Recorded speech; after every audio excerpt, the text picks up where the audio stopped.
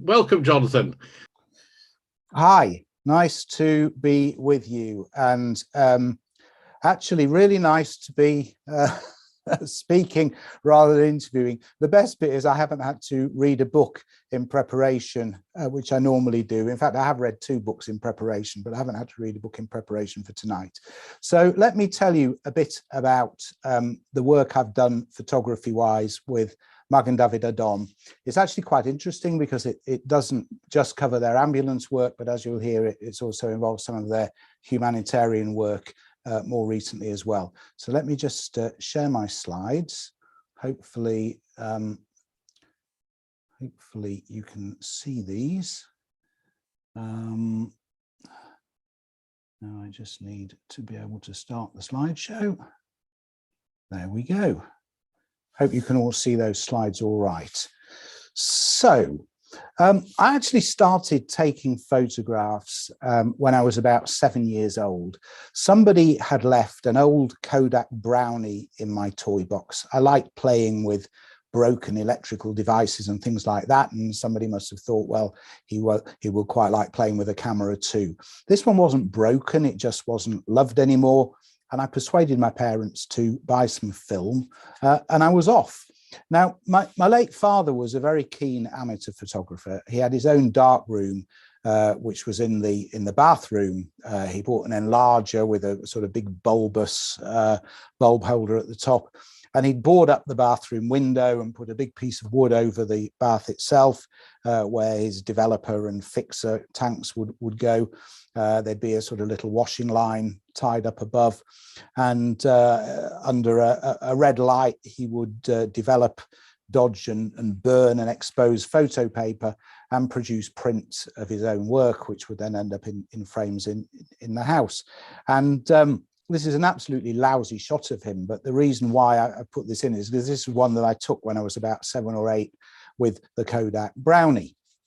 And obviously seeing my interest and sharing this interest, for my 10th birthday, he bought me a 35mm camera from Dixon's. It was not a great camera. In fact, it was a pretty appalling camera, but it needed to be operated manually. You had to focus it, you had to set the speed, you had to set the aperture.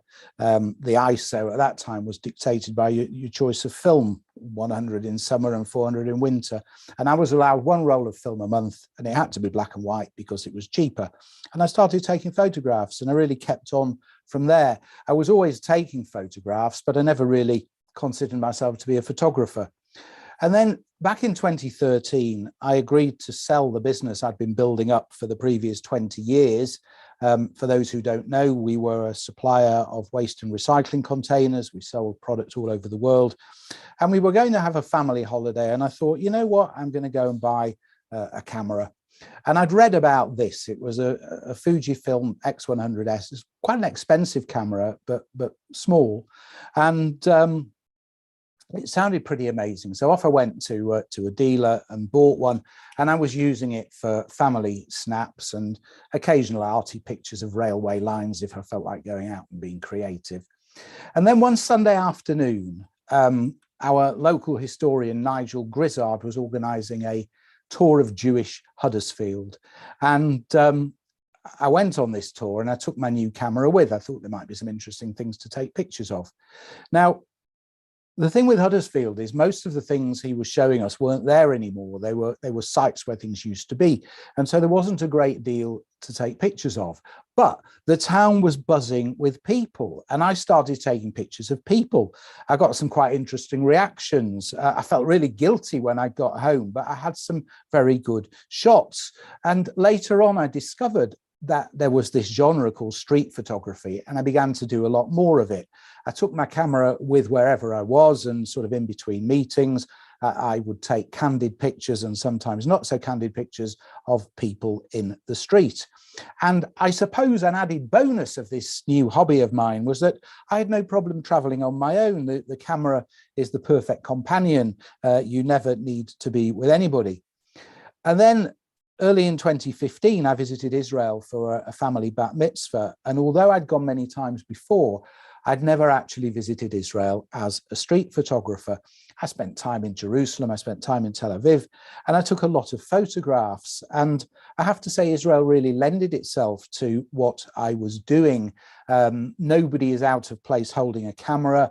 A lot of people are quite young and really have no issue if they do notice that you're being photographed.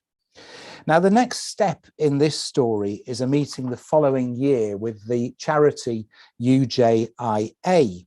And we were discussing the photographs I'd taken in Israel and whether there was any way that these could be used to promote the message of diversity that the UJIA speaks about.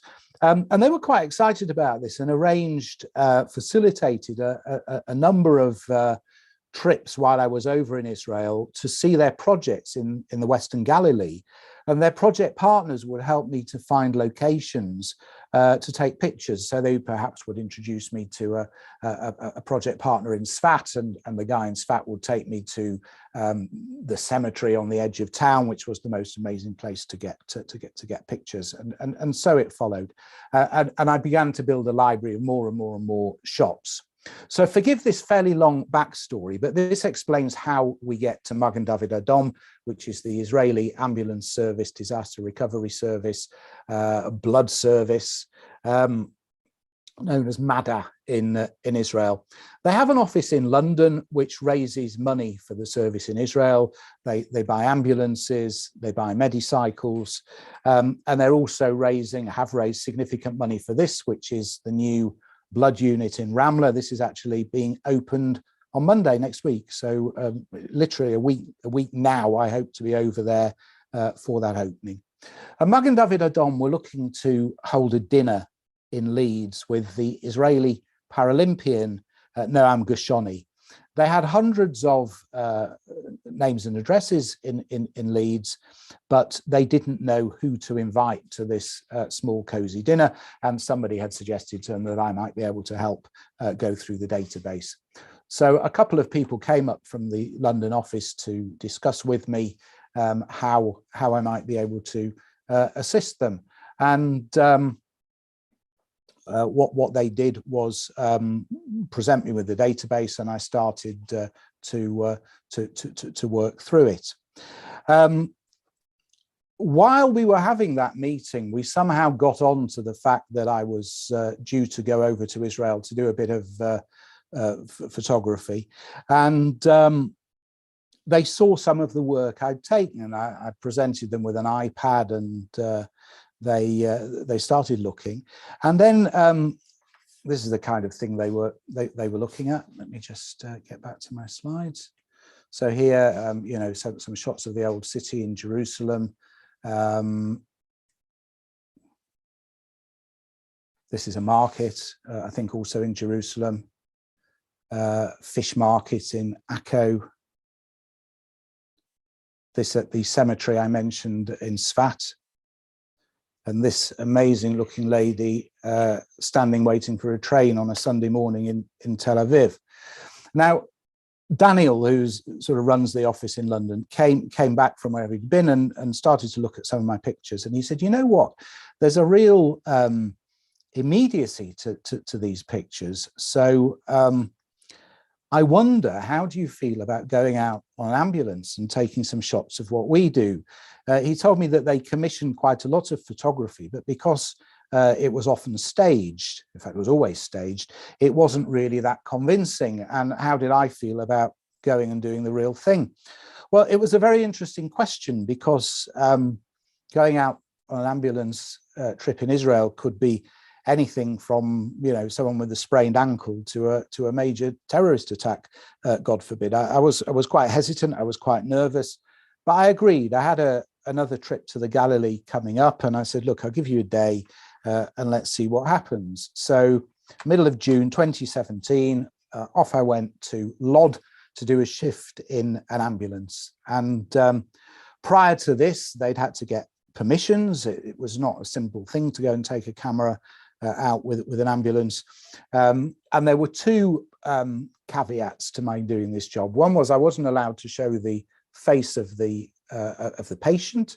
And secondly, unless permission was specifically given, I wasn't allowed to take any pictures within people's houses.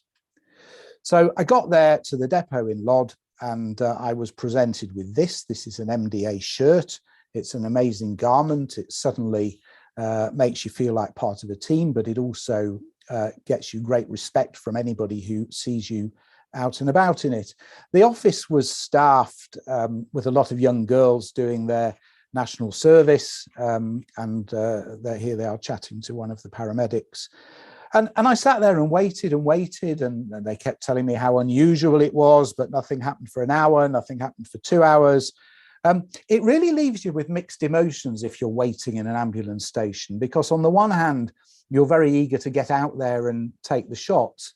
But on the other hand, you really don't want people to be suffering and have the need for the help of an ambulance. But soon enough, we had a call over the tannoy. It was announced we were due out.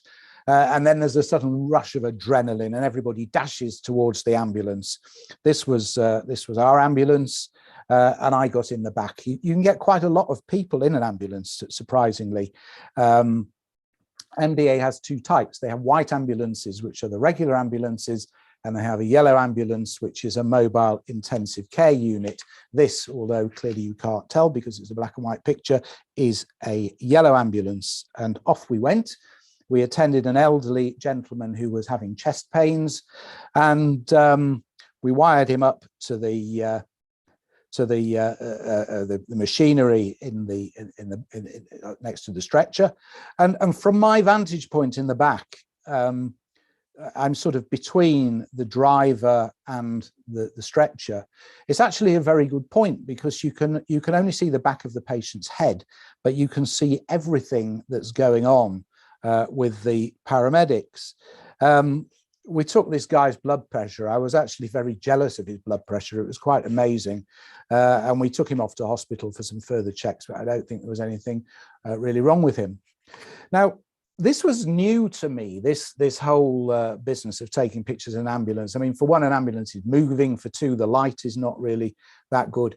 But I decided to treat it really just like street photography, really because it wasn't possible to pose anything, just to document what was in front of me. And my default would be to have the aperture of the camera wide open and adjust the speed manually. If I needed a bit more depth of speed, I'd adjust the aperture and adjust the speed to compensate. And as with my street photography, I would use my own recipes when developing the black and white. So rather like my late father was dodging and burning the photo paper, I do a similar thing, but I do it digitally. And that gives me a fairly distinctive look to my work and also consistency between the images that I use. Next stop was Richon-le-Sion. We went to see a dispatch centre. These ladies can see every ambulance in the country and decide who is going where and when. We'd only been there a couple of minutes when we were called over the tannoy that there had been a road traffic accident nearby, and off we went. Now, the traffic was really heavy, and I was astonished because here people get out of the way for ambulances. In Israel, nobody does. And it took us quite a while to get there. When we arrived, we found that a man had been knocked off his motorbike coming out of a shopping centre, but literally the two vehicles were travelling at about 5 miles an hour, and he had sustained nothing worse than a graze to the wrist. But we did find a group of concerned passers-by holding a blanket over this fellow to keep the hot sun off him, really very different to the people who were in their cars not getting out the way. So as I say, he had a slight graze to a hand. We put him on a stretcher and we took him off for a checkup and got him to hospital. The funny thing was, on the journey, he seemed to develop all sorts of other ailments that he hadn't got previously. I suppose, as they say, where there's a blame, there's a claim. We had another false alarm and I had another patient, and that was my shift over. And I went back to Tel Aviv at the end of an interesting day. Now, as just an interesting aside, the morning I did my shift in Lod, the paramedic I was working with had been employed in London for several years before making Aliyah. And this was the morning after the terrible fire at Grenfell Tower. Now, as I left the hotel in the morning, the BBC were reporting 6 deaths. The paramedic I was with was in constant touch with his friends in London and told me that there were 100 people unaccounted for, which the media at that stage had not admitted. And this was a remarkable insight into how information moves around the world, but also how the media manages the flow of information to us. And by the evening, it was apparent that the MDA paramedic was pretty much spot on. So not all that eventful a shift, but I got some really interesting shots, and MDA loved them. And I did a series of blow-ups, which are still on the walls of their office in London. They ran the dinner in Leeds. We bought the Medicycle, and we were chatting about my ongoing plans for this Galilee street photography project.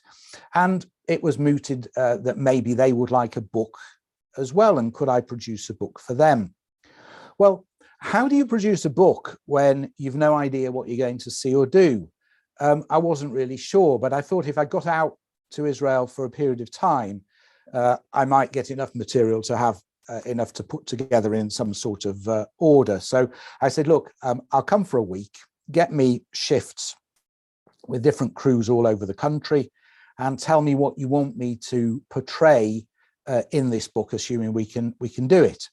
So they arranged a week of shifts, and they said, what we're interested in you showing is our technological prowess and our diversity. So those were things I had to work with. So whilst MDA in Israel and in London set this up, I began planning my trip. And I'd always had an ambition to photograph Pride in Tel Aviv. So here was an opportunity. I started out in the old city of Jerusalem, and had to leave very early the next day to get to the Tel Aviv station for an 8 o'clock briefing. So I don't think I had any breakfast that door. I was out at 6 a.m., got to Tel Aviv, had the Pride briefing, was assigned my crew, and we were off for the day. So Tel Aviv was shutting down. All the major roads were being closed for the Pride event. But of course, if you're in an ambulance, you can cross any roadblock. So it was quite a good way to get there. And we got to our destination in good time. The driver stopped at a shop and bought a rainbow flag for his ambulance.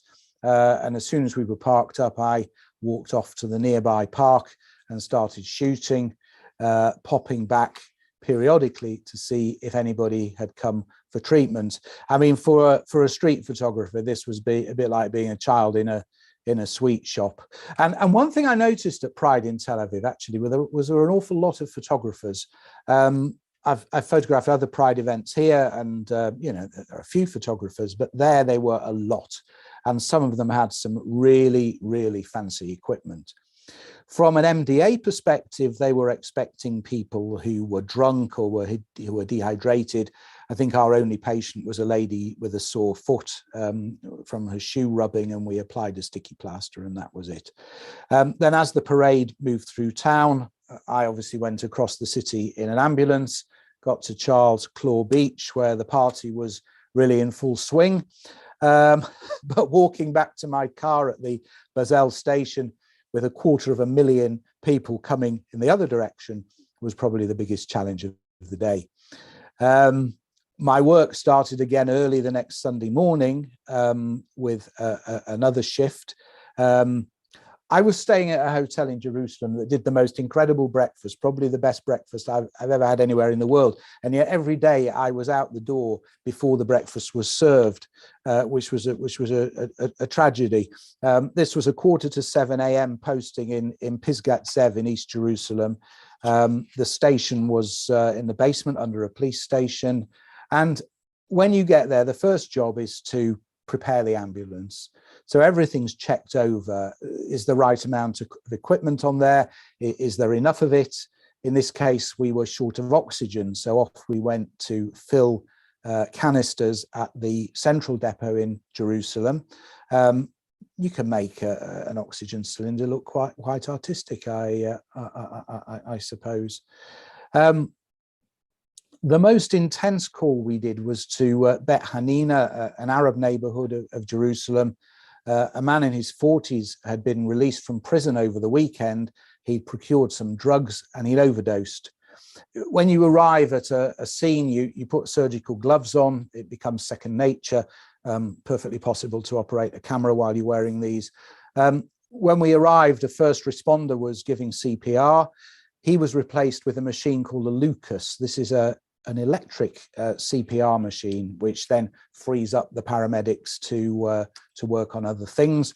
The crew dispensed adrenaline and tried to revive this patient.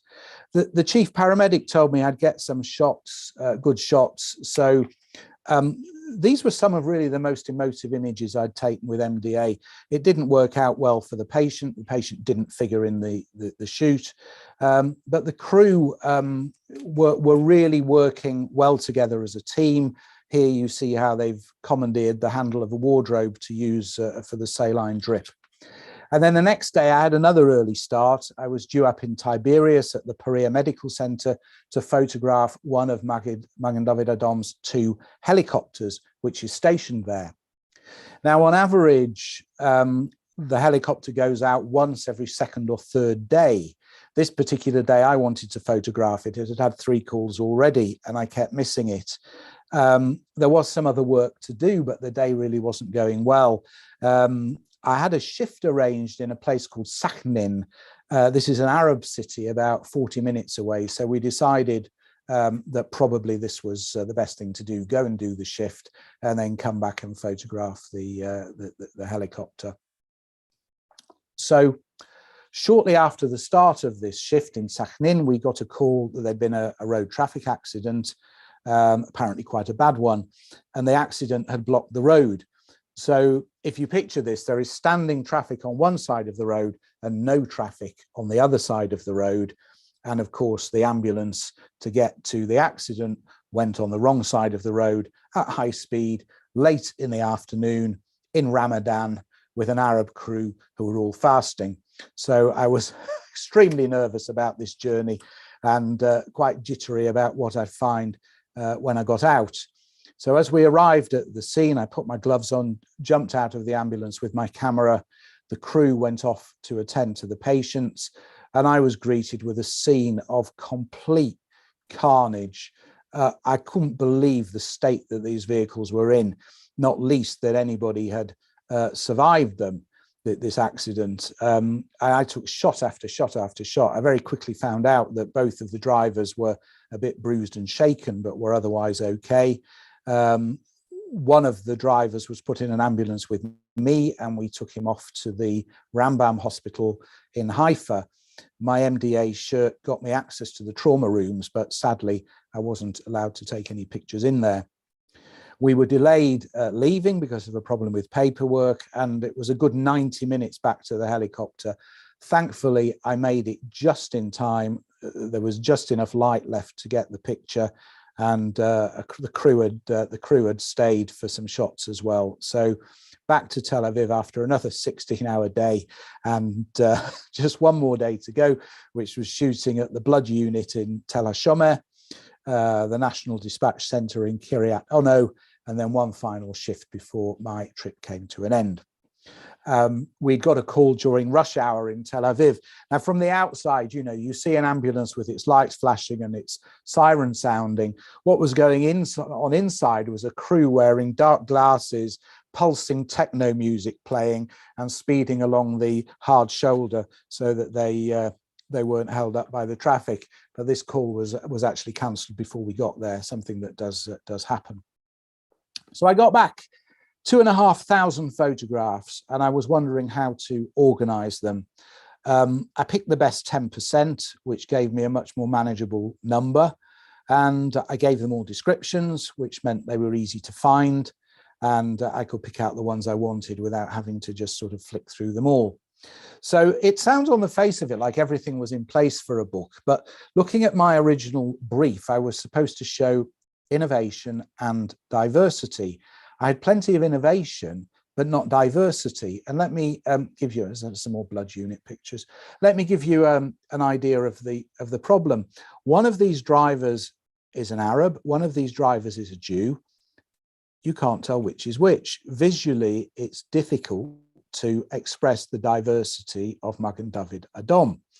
And I was really thinking hard about how to address this issue when I saw this picture on Magen David Adom's website, and I noticed this lady on the side wearing a hijab head covering. And I thought, this is it. This is what I need. I needed to find an ambulance crew suitably attired. And so inquiries were made, and I went off on another trip to Beersheba.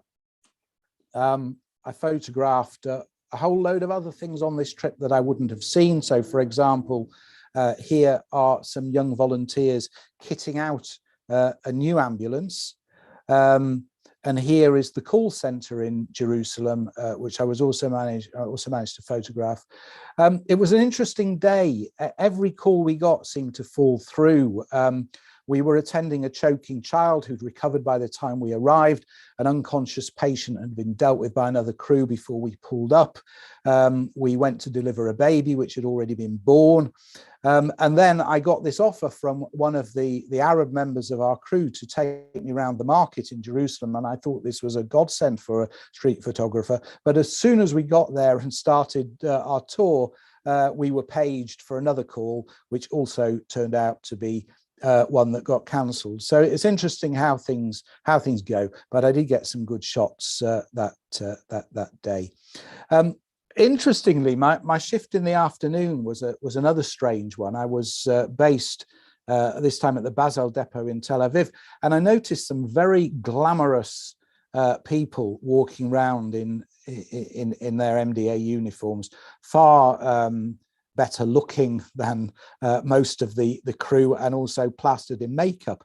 And it turned out that they were filming a drama, an MDA drama, in the actual depot at the same time that the ambulances were going out, which I thought was really quite interesting. Anyway, off to Beersheba the next morning. Had time for a little bit of street photography before joining my crew, which was an Orthodox Jewish man and 2 Bedouin women. The ambulance was being driven by this lady. She's called Wurud. She was in her early 20s at the time with 5 children, still working as a volunteer driver, probably the first Bedouin woman in the world to drive an ambulance. And she's something of a local celebrity. As we walked around the town, people were high-fiving her and taking selfies with her. We attended an elderly lady who'd fallen in the shower. She was a bit of a mess, but her daughter, perhaps a bit starstruck, insisted I photograph the poor woman, although I'm not going to share any of those with you. We dropped her at the Soroka hospital, and then off we went to Rahat. Now, Rahat's an interesting place. I visited Israel many times and I've never even heard of Rahat, and I suspect many others haven't either. Rahat is the largest Bedouin town anywhere in the world. And as you come into the town, traders are lined up at the roadside selling all sorts of product made in China. I was told you could buy anything in Rahat for far less than it would cost you elsewhere in the country.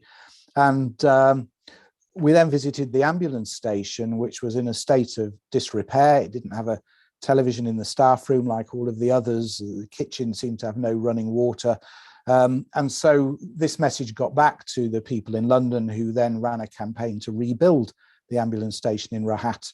So interesting what comes out of these projects.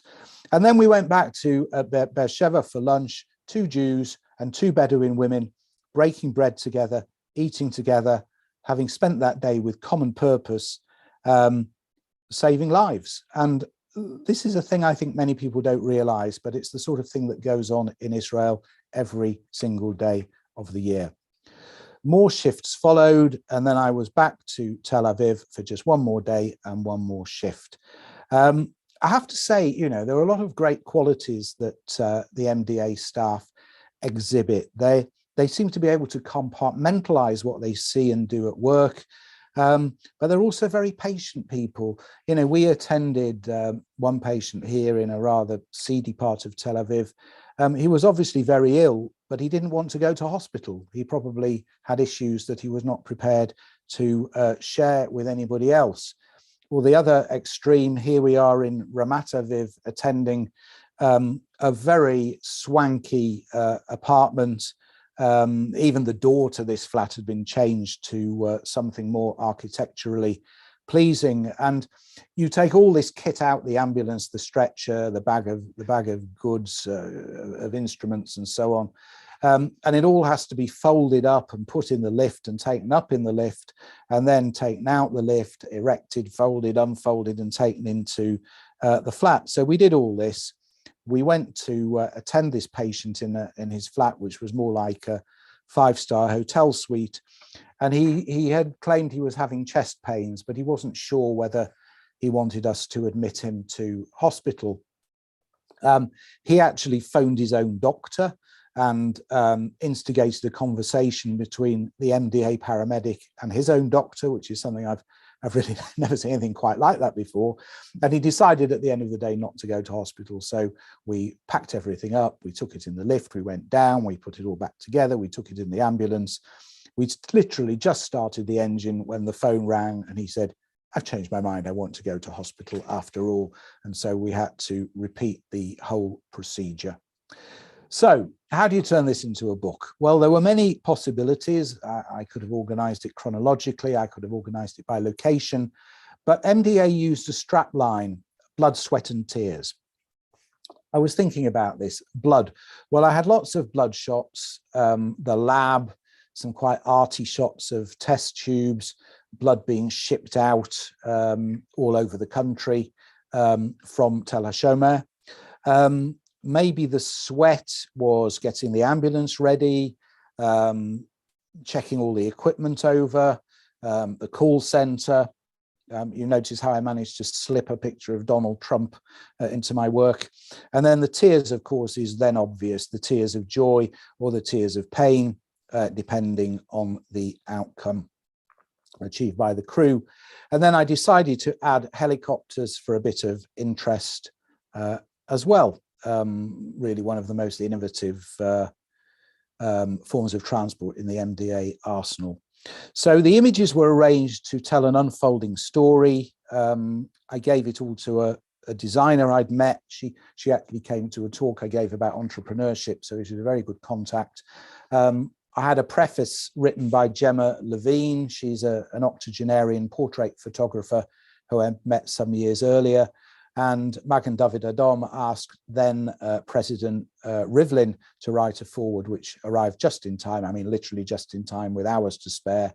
And we had the book ready for the MDA dinner in London in 2018, where it was given out to their donors. And then during lockdown, an expanded version of the book was produced with some additional images and information about MDA's response to COVID-19. In this case, the foreword was written by a chap called His Excellency Dr. Mohammed Al-Hadid. He is the head of the Jordanian Red Crescent, and he was actually instrumental in having MDA admitted to the International Red Cross and Red Crescent. Jordanian paramedics regularly study in Israel with MDA, and I've had the pleasure to meet this fellow. He really is an inspiration. So I have a great deal of gratitude to MDA for giving me access to their work to do this project. And clearly I'm delighted it's been a success for them, and the book's been reprinted in different countries and it continues its journey around the world as different chapters decide that they want to use it.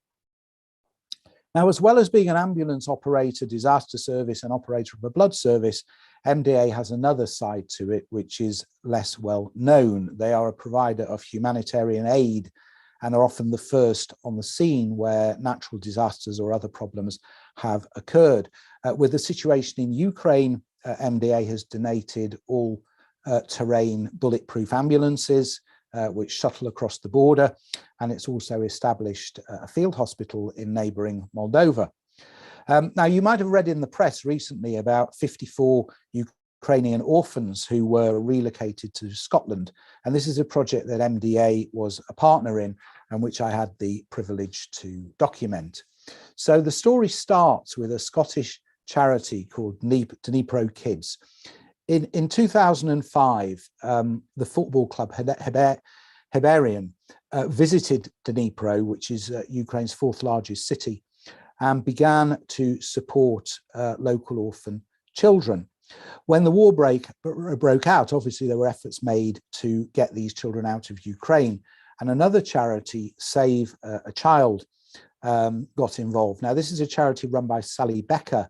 She is known as the Angel of Mostar for the work she did in the former Yugoslavia in the 1990s, getting children out, and she managed to get 52 kids out of Ukraine into Poland. But the charity wanted them housed in Scotland, and Ian Blackford, MSP, had arranged accommodation for them. This is when this man got involved. This is Rob Rinder. He knows this charity, but he's also an MDA ambassador, and he asked if MDA could assist.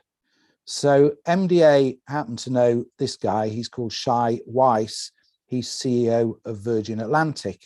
And despite Virgin Atlantic having never flown to Warsaw before, he offered a plane, a volunteer crew, fuel was donated by ESSO. Excuse me. So at very short notice, a group of people, Rob Rinder included, met early on a Monday morning at Heathrow Airport to go on this once in a lifetime mission.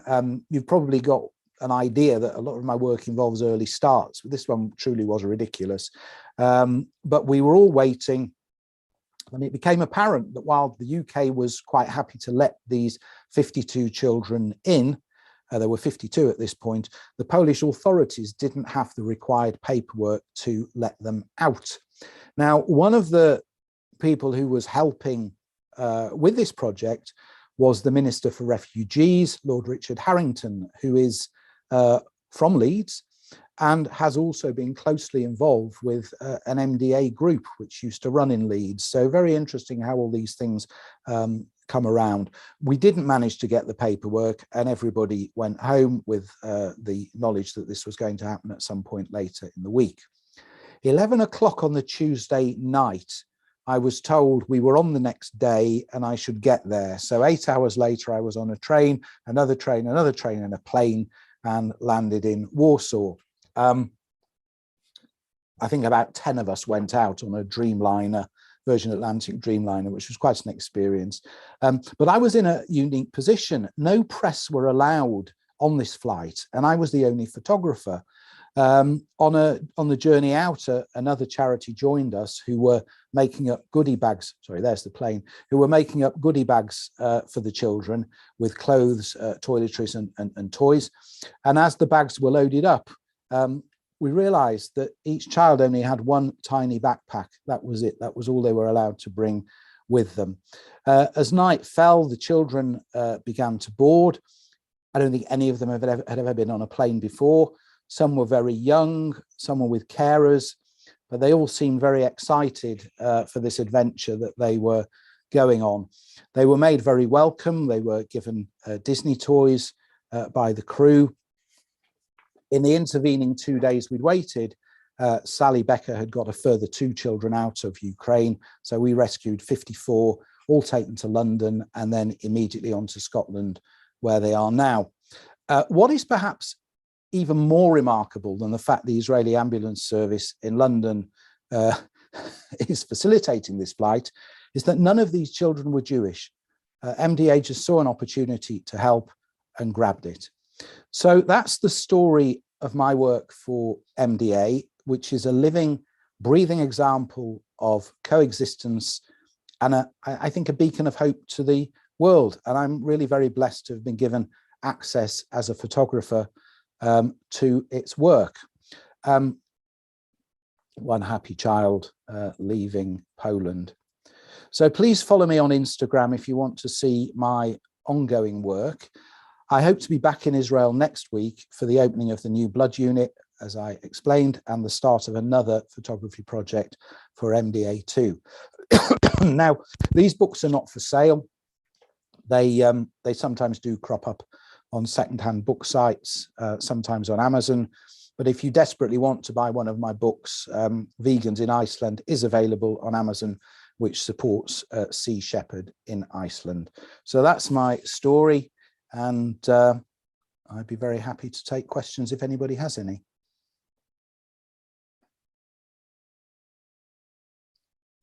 Let's have a look. So Anna Wiseman, hello Anna. Anna says, what about issues of consent as a street photographer? Oh, it's from Simon Wiseman. Hi, Simon.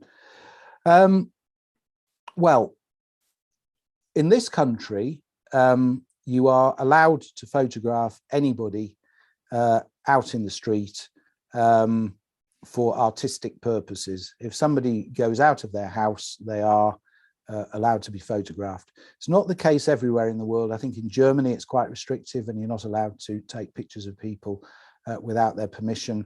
I suppose if I was doing street photography in Germany now, I would probably ask people. You can still get candid shots by asking people, by engaging in conversation, and then taking a few shots after the conversation's taken place, which sometimes gives you what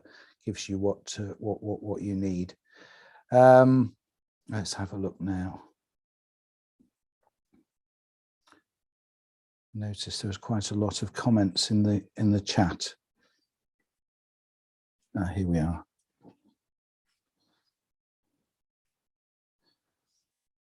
Josephine Jackson says, lovely photo of your dear late dad. Well, it was a lousy photo, but it was, I suppose, as good as could be expected from a 7-year-old with a shaky hand.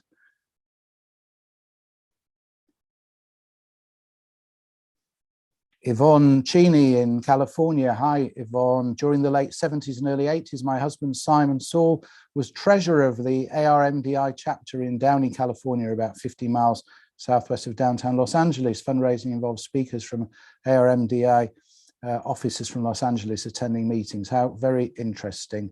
What is interesting for me is the way that this really goes around the world, and you do a project. This has been picked up by Miami, it's been picked up by Milan, and so we've produced new editions.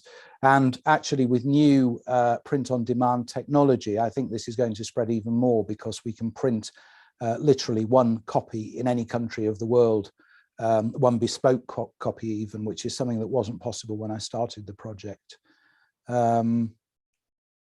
We have quite a lengthy message here from David Elter. He was a volunteer in Madda in Jerusalem, especially during the time of the terrorist attacks, sent all his 4 children to train as medics and volunteer on the Madda ambulances. Also still volunteer at Burning Man in the desert. Wow, and set up a small accident emergency service on the same rules as in hospital. That is very interesting.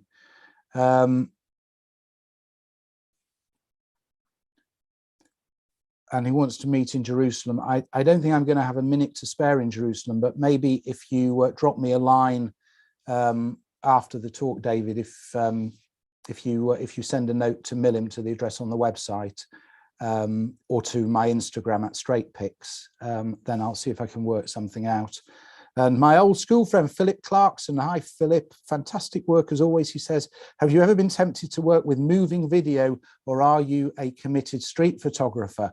Now, very interesting question, Philip. I have just done a project for Wakefield Museums and Castles, which was to tell a few local stories about a small mining town called South Elmsall, which sits between Wakefield and Pontefract. And as part of that project, while I was photographing some of the people I'd found to tell stories, I thought it might be interesting to take some video of them. So I did this simply with an iPhone, just filming them being interviewed slightly off camera with decent light and a decent microphone. Over the Christmas holiday, I did a crash course in Teach Yourself video editing, which I know is Philip's field. I learned a few tricks. I learned how to make one camera look like two cameras. And there is quite a bit of that video on the project website, which is called facesofsouthelmsall.com. And there is a video loop running at the museum hub in the South Elmsall Library, where stories of such things as exotic as dolphins being trained in this little market town, or an octogenarian who digs up old bottles from 60 years previously, which are all on display in a cabinet, form part of the work I did. So yes, I have done a bit of video, and I would like to do some more. Let's see, there is one or...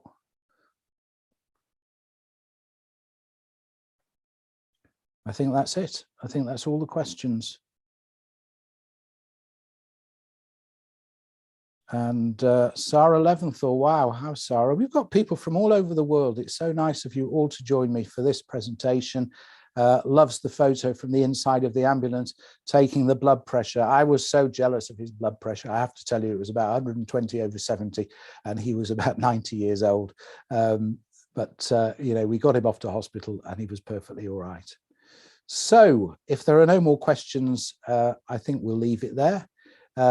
We have got a packed program on Millim, but I haven't had time to make any notes of it. So you're going to have to look at our website for details of what's up and coming next, unless Alan wants to chip in and tell anybody. Yes, we have the next meeting. I've put the wrong message in the chat. Sorry about that. The next meeting is not next Monday. Of course, it's 2 weeks, because next Monday is bank holiday in the UK. So we've got next week, and our first speaker is, well, if you can just, sorry, I'm going to just confirm that our next speaker is going to be, sorry, oh yes, it's Gavin Schaffner, who it's a joint meeting with I'll put my camera on, I'll be good. There we go. It's a joint meeting with the Jewish Historical Society, and it is Gavin Schaffner, being from in post-war Britain, making sense of changing religious cultures and traditions. That's the first one of what we basically can call the spring season, and then we will be back on weekly from them until till the Jubilee weekend. So we're back on Mondays after that. And we've got an action-packed program. We've got Mark Ludwig speaking about art and music in Terezin on the 16th of May. And on the 23rd of May, we've got Jonathan Stone, who is an author of fiction, who's written an amazing book called The Prison Minion, which I've just finished and would highly recommend. So thanks to everybody. And full details will be on the website. And of course, there'll be newsletters coming out every Sunday with all the details in. So on behalf of everybody, I'll thank Jonathan for, I think everybody has said a fascinating talk. And as Jonathan says, I have put in the donation link for if anybody would like to make a donation. And everybody is now starting to use the reaction buttons, where raising, clapping hands are appearing at the bottom of the screen, which is now a new Zoom facility. So thank you again, Jonathan. And we'll see everybody in 2 weeks' time, won't we? Okay, yeah, looking forward to it. Bye. Bye.